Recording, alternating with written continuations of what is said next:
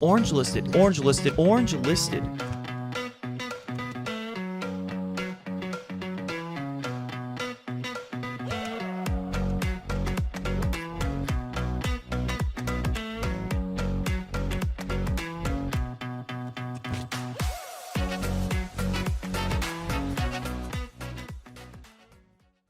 Recently, I competed in a massive 100-player parkour tournament consisting of 5 levels and hundreds of jumps. However, failing at any given point would cause me to restart the entire course.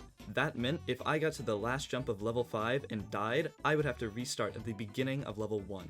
All we were told was the first player to complete the course would win. Oh, also, the event was hosted by this guy, a shorts YouTuber with hundreds of thousands of subscribers. In the beginning, my only goal was to be in front of the pack, so Austin's focus was on me, cause this is a video, and I need clout. Only about halfway through the second level, I became the frontrunner after Spider-Man fell. Breezing through the first 2 levels, I got to a water level, which was fairly easy, however tedious, as every time I transitioned across 1-block gaps in the water, I would sink deep into the water, only pixels away from death. But it wasn't a problem. I could take my time. I mean, it's not like anyone was anywhere near passing me.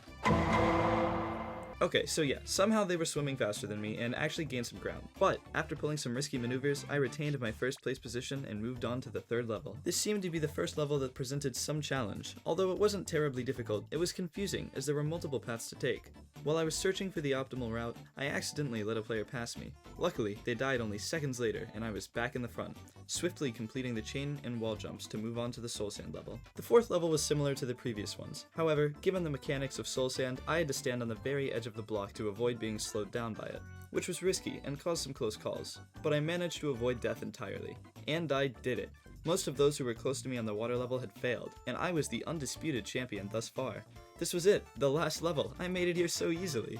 I could win the event right now. I can't believe it. Oh, look at these end rod jumps, so simple, so easy. You might as well deem me the winner now. Alright, let's just...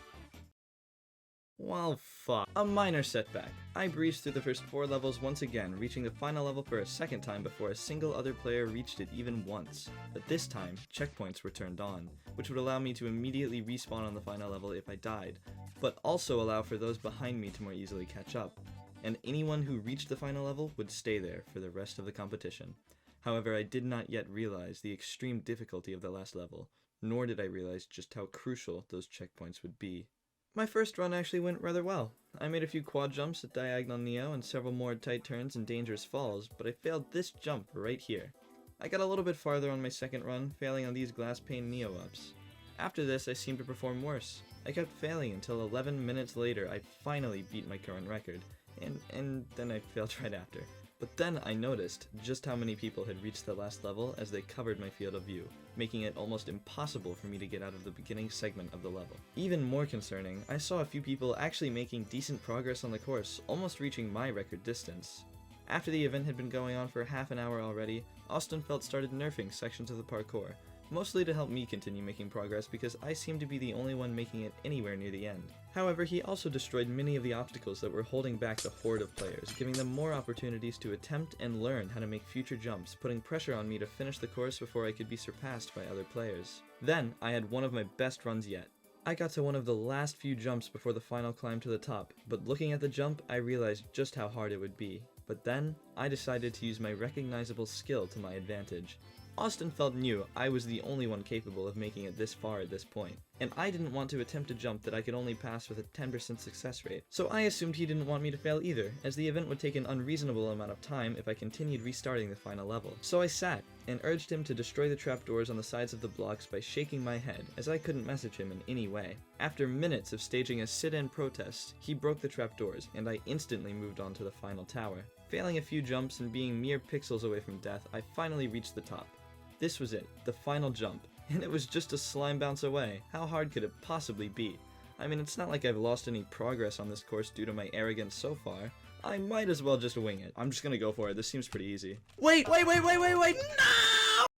You know what? I don't want to talk about it, okay? I got cocky. Regardless, almost immediately after my devastating failure, I had another perfect run, with Austin spectating me the whole way.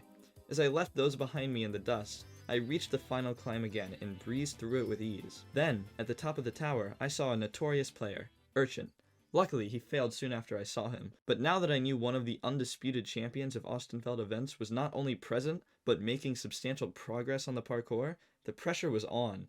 I had to finish the parkour right here if I wanted to secure my victory, and I wasn't failing this time. I spent minutes preparing for the dreaded last jump which had almost cost me my win, and then, without thinking, I jumped.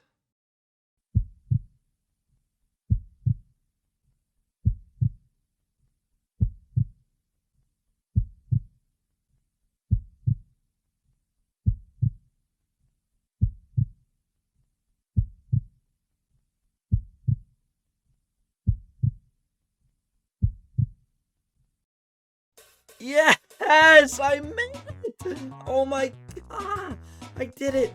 I finished the course! Oh, an hour of agony finally over. So I did it. Well, that was a nice win. Maybe I should take a break for a while from events, you know? Wait, what? Canadian is hosting another 200 player escape room? Oh boy.